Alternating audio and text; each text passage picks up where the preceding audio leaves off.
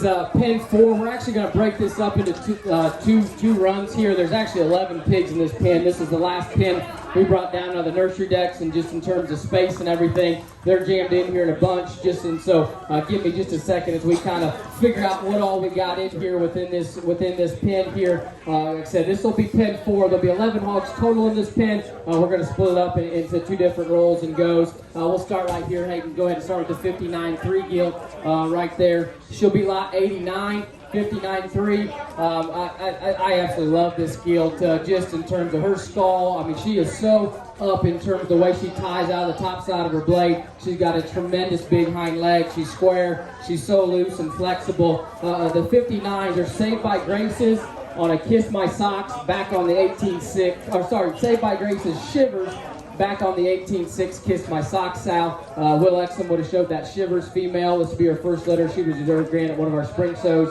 a year or so ago. We like them 59s, a good deal. That 59-3 I think could be scary good when it's all said and done when we get there towards the end part of October. Right here I think we got the Anthem, that's the Anthem gilt. 98. Yep, lot 98. So we got lot 98. No, that's the 61-6. I apologize. 61-6. Spread the word. Skull and Bones. Little bro. Your grandmother back in there would be the 27-7 sow, which would have won a class at North American for us. Then back behind that's the 74-8 Hillbilly Bone sow, which would be the grandmother of the Grand at Missouri State Fair. A real popular bear a couple years ago. For Kelton, the spread the word stuff worked really good on Skull and Bones. So you'll see both. Claude and I both took spread to Skull and Bones females. Really unique female to have that kind of length from the front side of her shoulder blade to the tip of her nose and be that long hipped and still pack that kind of punch. Really neat gilt there. That's the lot 98, 61-6. Grab that little, what's the little black bear there? That's 56-3, right?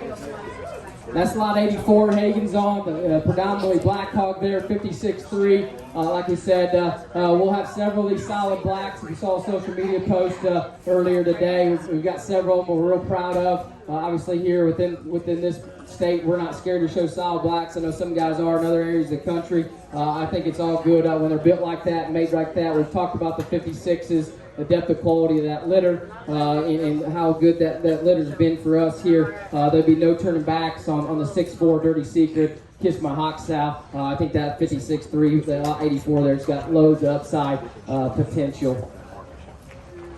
Is that the 49, Katie? What's that? 57. That'd be the 49 one bear. Again, another trip right there. And I think that thing's pretty. If he wasn't a crip, he would be up on the decks in our boar pen. His skull, his forearm, his bone, his density, and then he's still loose in his skeleton. I think if you're going to Kansas City, you're going to Arkansas State Fair. The guys sorting and judging, Arkansas Youth Expo, obviously that's gone to bear only on the market side. The gilts can still show with the cross gilts. The gilt side to split up a little bit this year. I don't think you're going to have to be real big to get along under Wintex there. I think you're just going to have to be real good. And I think this one's got a shot. So I wouldn't be scared to show a lighter weight hog there first part of October to that guy, and then roll him on down to either to Kansas City or roll him on down to State Fair and beyond. He might even be able to push or roll into North American. But very high on that 49-1. That's a Saved by Grace reflection back on 8-7, the Cracker's mom and King Ranch's mom. That sow would actually be the mom of the boar we got here. We call Ranch Hand. Also be the mom of the TikTok bear, the solid black bear Kendall Key would have showed last summer that won quite a few jackpots there early on. And then Fisher Trich would have had a litter make gilt that would have won her class at Arkansas Youth Expo as well. Grab that one on the gilt up there. I think that's enough. So we got lot 70 Hagen's on there. That's 52-12. Again, that's another anthem on White Noise's littermate sister. So that'd be Cracker, King of the Hill. That'd be the Ray sow back in behind there. Another one that's certainly built in terms of power and muscle and shape. And she's opened up, still sharp in her look up front. She's packing some just in terms of extra bulk up high. And being out of Anthem, which is a direct Dirty Secret, that's probably a good thing early because they got that early shape. Some of those just stayed a little green and just could never get enough punch into them, those direct, dirty secrets. So to have that early will be good there. She's manageable for sure. Again, very, very good sow on the backside and sow line on the backside of there. That's a lot 70 Anthem on the cracker on Ray Ray. Then we've got the 60-5, lot 93. We'll talk a little more in depth and detail on these 60s. They are full sibs to no huddle. So what they would be Saved by Graces on Kingpin on Dirty South. And that sow herself would have been reserve grand in 20. I call her, she's the forgotten sow, or she's the forgotten one, because she was reserved behind the Black Bear. And deservedly so. The Black Bear was phenomenally good, had an incredible run.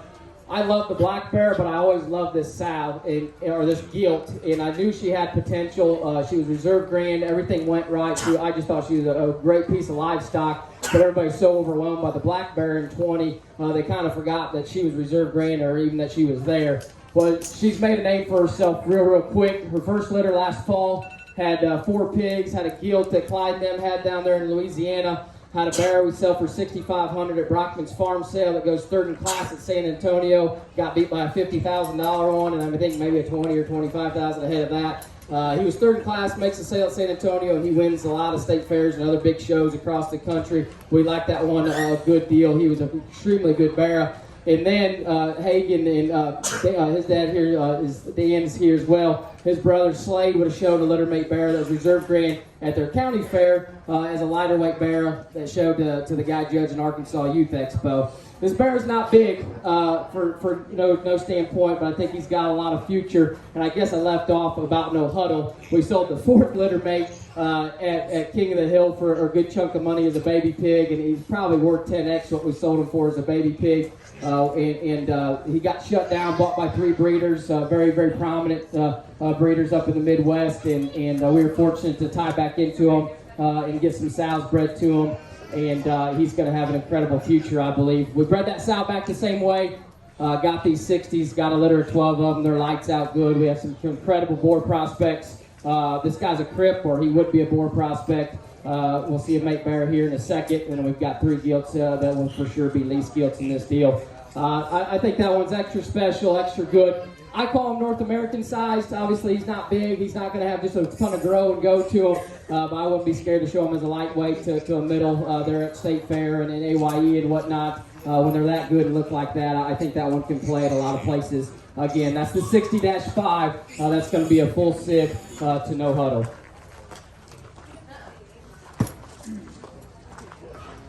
I think that should conclude the first 6 of them in this deal.